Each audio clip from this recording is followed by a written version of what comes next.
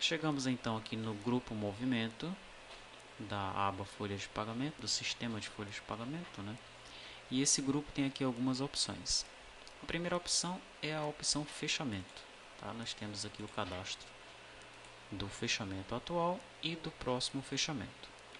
Se nós viermos aqui no banco de dados, nós temos a tabela folha fechamento, onde ela nos diz o seguinte: ó, após ser informado uma data de fechamento de um período, por exemplo 10 de 2013, o sistema não permitirá que sejam efetuados cálculos da folha na competência informada ou nas anteriores, tá? Então, outubro de 2013 para trás não pode efetuar cálculos. O cálculo que pode ser efetuado é apenas na de novembro de 2013, que é o que vai ser informado aqui no próximo fechamento. Só esse vai aceitar cálculos e lançamentos, tá? Salvo se o usuário alterar a data de fechamento, né? Então é assim que funciona essa questão, ou deve funcionar essa questão aqui do fechamento no sistema de folha, tá? Nós temos aqui os lançamentos, né? E aqui são realizados os lançamentos. Você seleciona o colaborador, seleciona a competência, fala qual é o tipo, né? Informa qual é o tipo de lançamento, se é na folha mensal ou se é na rescisão, e você vai incluindo aqui os lançamentos, né?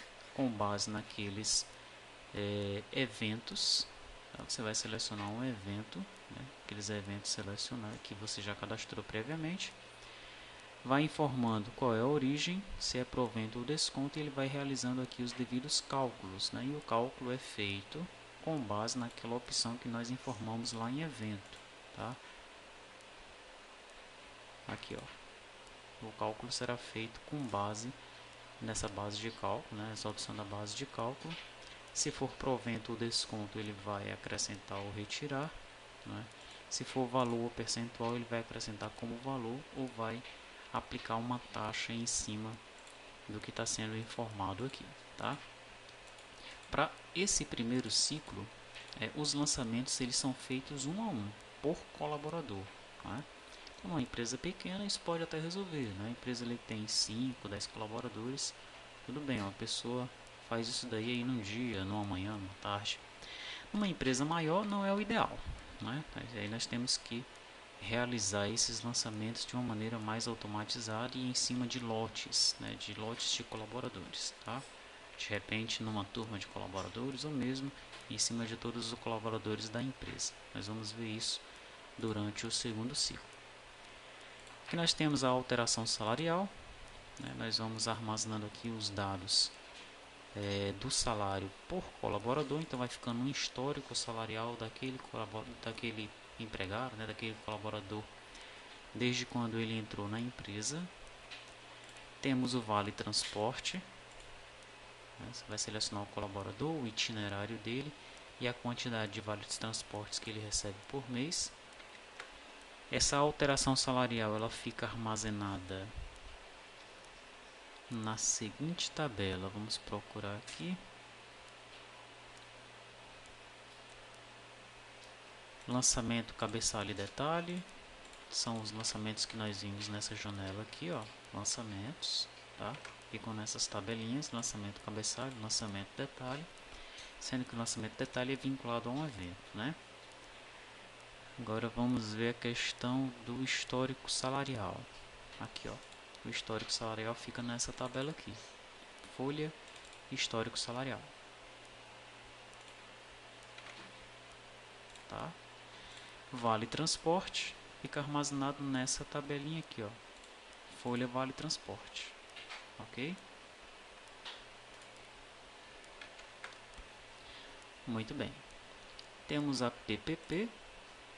O que é esse PPP? O perfil profissiográfico previdenciário, né? Uma exigência que deve existir aí o cadastro dessa PPP na aplicação, tá? Aí nós temos a CAT, temos a atividade, temos o fator de risco e temos o exame médico, né? Um formulário que deve ser feito de forma digital agora, deve ser cadastrado na aplicação, tá certo? Esses dados de PPP eles são armazenados aqui, ó. Temos o folha PPP, que é a tabela mestre, né? Perfil profissiográfico previdenciário, e temos as tabelas filhas, com o exame médico, fator de risco, a atividade e a CAT. Tá? Esses dados então são armazenados nessas tabelas aí. Informativos e guias, aqui nós vamos gerar a CFIP, gerar a CAGED, nós temos os informativos anuais, a ficha financeira, comprovante de rendimentos, arrais, temos os informativos eventuais, o arquivo do MANAD e temos as guias, DARF, GPS, GRRF e GRCSU. Tá?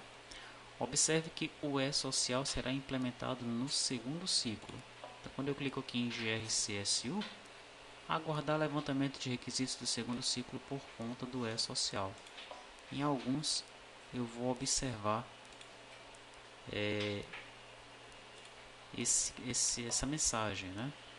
Já em outros, aqueles que geram o DARF, nós já temos aqui o relatório do DARF pronto.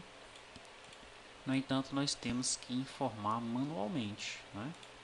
Então eu vou informar aqui, por exemplo, a data do DARF, data de vencimento, código da receita, o número de referência, o valor do principal, da multa, do juro e o valor total. E aí, quando eu pedir para gerar, ele vai trazer os valores aqui para o meu relatório, para o DARF. Tá? Então essas informações ainda estão sendo digitadas, de forma manual, não estão sendo trazidas do banco de dados. E durante o segundo ciclo nós vamos discutir de onde é que essas informações devem vir. Se elas devem aparecer para o usuário, para que ele tenha a possibilidade de alterar isso aí, tá? Ou se essas informações elas devem ser captadas no sistema sem a possibilidade de alteração por parte do usuário e o DARF já deve ser gerado a partir de então. Tá? Nós vamos discutir essa questão aí. Formativos eventuais, nós também vemos a questão da discussão para o segundo ciclo por conta do E-Social, assim como os informativos anuais.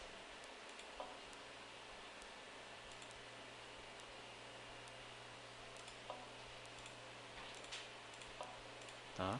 E temos também os informativos mensais. Nesse caso aqui, os informativos mensais eles estão sendo gerados. Embora o CAGED CFIP deva entrar aí no E-Social, nós vamos discutir isso no segundo ciclo, mas nós implementamos aí para que o participante ele já visse como desenvolver um arquivo, um arquivo dentro de um determinado layout. Então, se você clicar aí no gerar CAGED, ele já está gerando aí o CAGED dentro do layout. Tá? Então você deve analisar o código fonte para ver como é que nós fizemos ou desenvolvemos essa questão do CAGED. A mesma coisa para a CFIP. Tá? Você coloca aí, no caso eu coloquei foi o código da CFIP ali e cliquei em gerar CAGED. Mas é o mesmo caso da CFIP. Tá? No caso aquele CAGED que eu gerei saiu sem o código que eu mencionei. Tá? Agora sim, eu gerei a CFIP. Então os dois eles estão sendo gerados, o CAGED e a CFIP. Embora nós também vamos mencionar essa questão da CAGED e da CFIP para o E-Social no levantamento de requisitos da folha para o segundo ciclo do ERP. Tá? Então esses são os informativos e guias. Aí finalmente aqui no movimento nós temos a rescisão. Tá? Então aqui estão os dados da rescisão. Aí nós selecionamos o colaborador, informamos qual foi o motivo e os demais dados da rescisão. E os dados da rescisão são armazenados aqui, na tabelinha folha rescisão. Pronto, nessa tabela aqui. Tá? Com isso nós finalizamos aqui o grupo movimento. Próxima videoaula nós vamos analisar o grupo INSS.